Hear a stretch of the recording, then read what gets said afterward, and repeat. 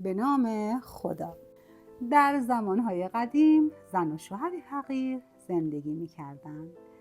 زندگیشان اونقدر سخت بود که زن 2 ماه تمام نتونسته بود به حمام بره. یک روز زن به شوهرش گفت آخر تو چه شوهری هستی که حتی نمیتوانی 10 شاهی جور کنی تا من به حمام بروم. مرد از حرف زنش خجالت کشید. مدتی این در و آن در زد تا بالاخره توانست به هر زحمتی که بود 10 شاهی تهیه کند. پول را به زنش داد. زن خوشحال شد، وسایل حمامش را برداشت و به سمت حمام به راه افتاد. وقتی به حمام رسید دید که حمام را برای زن رمالباشی قرق کردند. از حمامی پرسید چه کسی حمام را قرق کرده؟ حمامی پاسخ داد زن رمالباشی. زن فقیر که دلش شکسته بود گفت تو را به خدا بگذار من هم بیایم، به گوشه‌ای بنشینم و حمام کنم. خیلی وقت است که میخواهم به حمام بیایم اما پولی نداشتم. حمامی دلش به حال زن سوخت و او را راه داد. زن به گوشه‌ای رفت و مشغول شستشوی خودش شد. همانطور که مشغول بود دید زن رمالباشی با شکوه و جلال وارد حمام شد. کنیزها با سلام و صلوات او را همراهی می‌کردند و زن رمالباشی در حالی که بلند بلند آروغ می‌زد وارد شد. زن فقیر به هیکل نتراشیده و زشت زن رمالباشی نگاه کرد. با حسرت سری به طرف آسمان بلند کرد و گفت خدایا شکر به کرمت.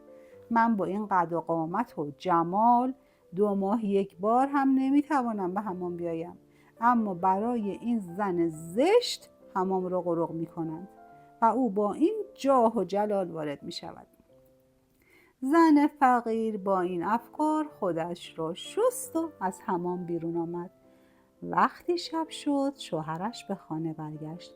ماجرای حمام را برای او تعریف کرد و در پایان گفت مرد تو هم باید از فردا بروی و رمال شوی. مرد حیرت زده پاسخ داد مگر دیوانه شدی؟ من از رمالی چیزی نمیدانم. زن با اصرار گفت خودم کمکت میکنم، دیگه هیچ بهانه‌ای قبول نیست، یا رمالی یا طلاق. مرد که زنش را دوست داشت و نمیخواست از او جدا شود ناچار قبول کرد. گفت زن پدرت خوب، مادرت خوب، مگه به همین سادگی میشود رمال شد؟ زن جواب داد آنقدرها هم که تو فکر میکنی مشکل نیست. فردا صبح زود بیل و کلنگ تو میفروشی و با پولش تخت رمالی یا چند تا کتاب کهنه میخری، بعد میری یه گوشه میشینی مشغول رمل انداختن میشی. اگر کسی اومد و گفت طالع من رو ببین کمی طولش میدی و بعد میگی طالع تو در برج عقرب است و عاقبت این گونه خواهی شد آن گونه خواهی شد و یه چیزایی از خودت جور کن و بگو. مرد گفت حالا اگر 2-3 تا مشکل را شانسی رفع و رجوع کردیم آخرش چه؟ بالاخره کار دست خودمان میدهیم. زن با اطمینان گفت نگران نباش، خدا بزرگ است. فردا صبح مرد بیل و کلنگش رو فروخت، وسایل رمالی خرید و به گوشه ای از بازار رفت. همانجا نشست و تخته رمالیش را پهن کرد.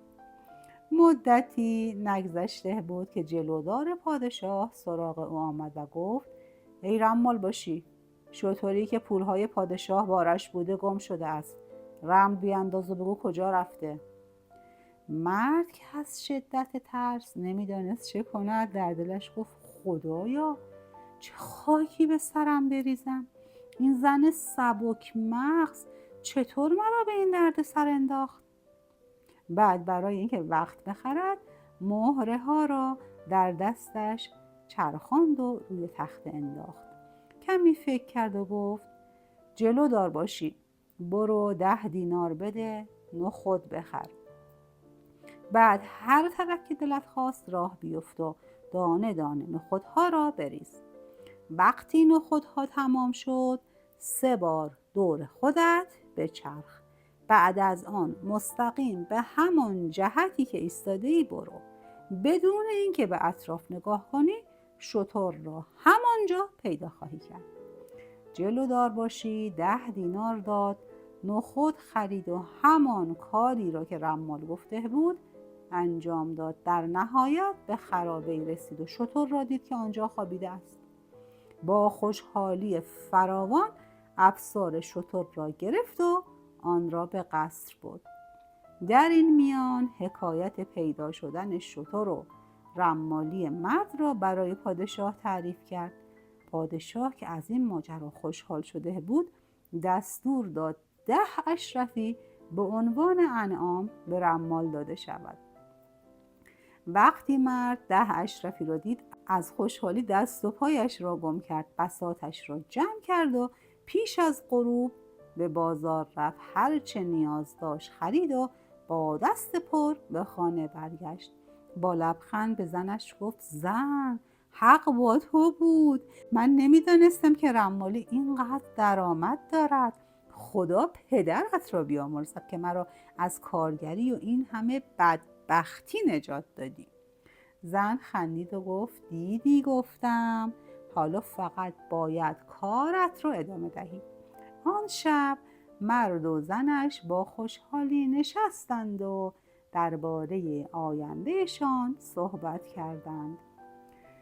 فردای آن روز مرد با شوق و ذوق بساطش را پهن کرد. هنوز چند دقیقه نگذشته بود که چند نفر از خدمه و فراشان دربار سراغش آمدند و گفتند رمال باشی، برخیز همراه ما بیا، پادشاه تو را احضار کرده است.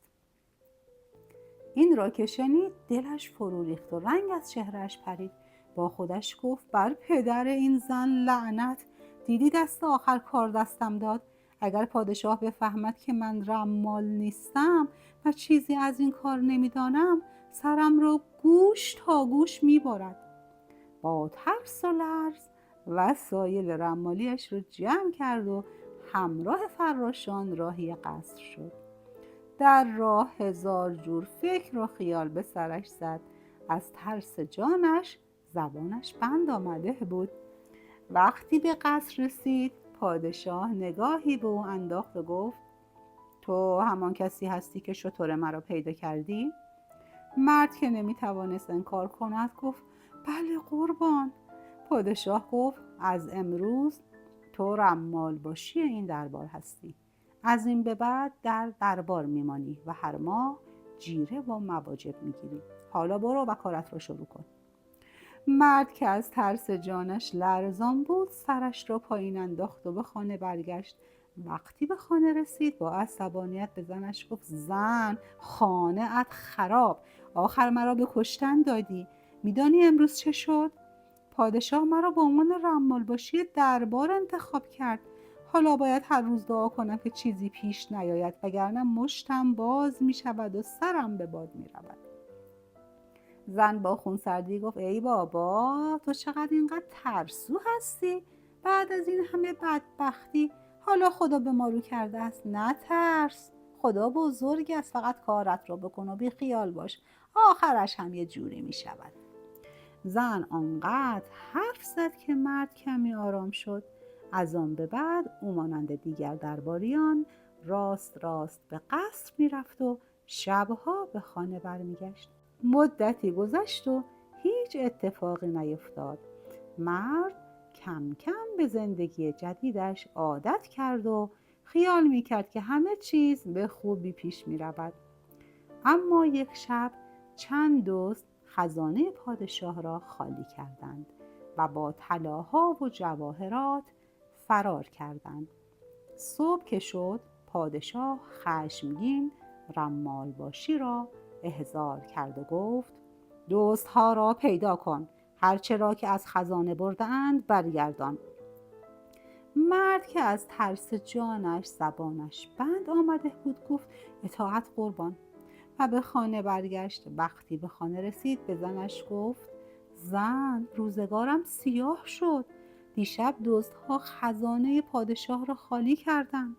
حالا پادشاه از من میخواهد دزدها و طلاها را پیدا کنم، اگر نتوانم حتما سرم را میبرد.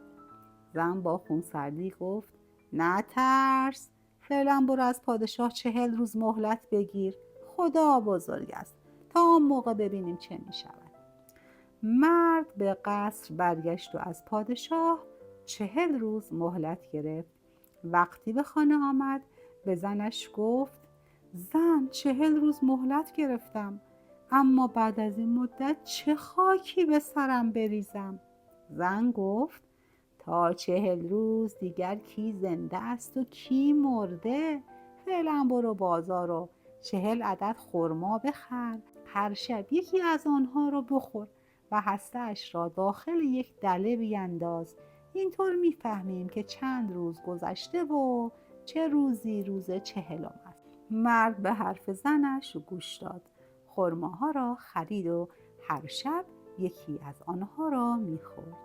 اما خبر رسیدن دزدها به گوش رمال باشی باعث شد که دزدها از ترس جانشان نقشه‌ای بکشند. آنها تصمیم گرفتند هر شب یکی از آنها به پشت بام خانه رمال برود و گوش بدهد که او چه میگوید. شب اول یکی از دزدها به پشت بام رفت. همان موقع رمال باشی طبق عادت هر شب خرما خورد و هسته‌اش را داخل دله انداخت و با صدای بلند گفت یکی از 40 تا. دزد که این را شنید از ترس پا به فرار گذاشت و به دوستانش گفت این رمال باشی واقعا همه چیز را می‌داند. تا من روی پشت بام بودم گفت یکی از 40 تا. شب‌های بعد هم دزدها یکی یکی به پشت بام می‌رفتند و هر بار رمال باشی بعد از خوردن خرما هسته‌اش را داخل دله می‌انداخت و می‌گفت 2 تا از 40 تا، 3 تا از 40 تا. و دزدها که هر شب بیشتر می‌ترسیدند تصمیم گرفتند پیش از آنکه لو بروند خودشان نزد رمال باشی بروند و از او طلب بخشش کنند. شب 39 دزدها دور هم جمع شدند و گفتند فقط یک شب دیگر مانده، اگر رمال باشی ما را پیدا کند حتما تحویل پادشاه می‌دهد. بهتر است خودمان پیش او برویم و جواهرات را پس بدهیم، شاید پادشاه ما را ببخشد. فردای آن روز دزدها با یک شمشیر و یک قرآن به خانه رمال باشی رفتند. آنها گفتند ای رمال، این شمشیر و این قرآن، یا ما را با این شمشیر بکش یا به این قرآن قسم بخور که ما را ببخشید. جواهرات خزانه هم دست نخورده است و زیر خاک پنهان کرده ایم. رمال باشی که از خوشحالی در پوست خود نمی گنجید دزدها را نصیحت کرد و جای جواهرات را یاد گرفت. سپس به قصر رفت و ماجرا را برای پادشاه تعریف کرد. پادشاه که از خوشحالی سر از پا نمی شناخت جواهرات را پس گرفت. رمال باشی گفت قربان، باید حقیقتی را خدمتتان عرض کنم. دزدها که فهمیدند شما پیدا کردنشان را به من سپرده اید از خیر تمام جواهرات گذشتند و به مغرب زمین گریختند. اگر بخواهید آنها را بازگردانید باید هزینه‌ای 2 برابر ارزش جواهرات خرج کنید و در نهایت هم معلوم نیست به نتیجه برسید یا نه. پادشاه که از حرفهای رمال باشی قانع شده بود و از این نتیجه راضی بود، خلعتی ارزشمند و مقدار زیادی پول به رمال باشی بخشید. رمال باشی که از این ماجرا ثروتمند شده بود به خانه بازگشت و به همسرش گفت امروز پادشاه آنقدر پول به من داد که برای 7 نسلمان کافی است. اما حالا باید فکری کنیم که از این دردسر خلاص شویم، چون میترسم در نهایت گیر بیفتم. همسرش پیشنهاد داد وقت آن است که خودت را به دیوانگی بزنی. اگر پادشاه و دیگران فکر کنند دیوانه ای، دست از سرت برمی دارند. رمال باشی پرسید چطور این کار را بکنم؟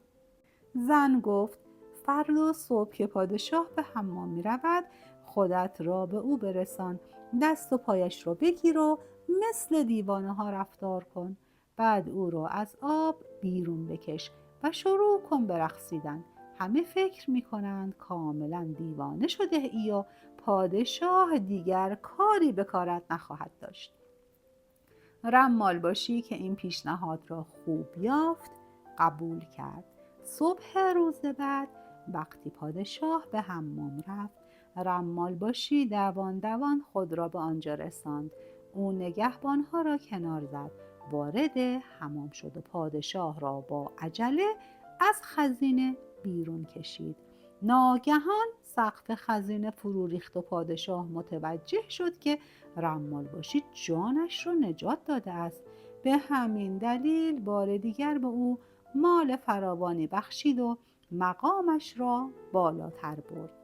رمال باشی که حالا دوباره نزد پادشاه عزیز شده بود، به خانه بازگشت و ماجرا را برای همسرش تعریف کرد. زن گفت یک راه دیگر هم هست. وقتی همه اشراف و بزرگان دربار نزد پادشاه هستند، خودت را به او برسان و او را از تخت به پایین بینداز. این بار همه مطمئن می شوند که عقل از سرت پریده و پادشاه تو را از دربار بیرون می کند. رمال باشی این بار هم حرف زنش را قبول کرد و منتظر فرصت ماند. چند روز بعد در محفلی که همه اشراف و بزرگان دربار حضور داشتند، رمال باشی از میان جمعیت به سمت پادشاه رفت و او را از تخت پایین انداخت.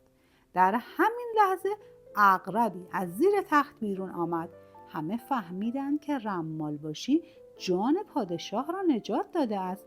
به همین دلیل او نزد پادشاه از همیشه عزیزتر شد.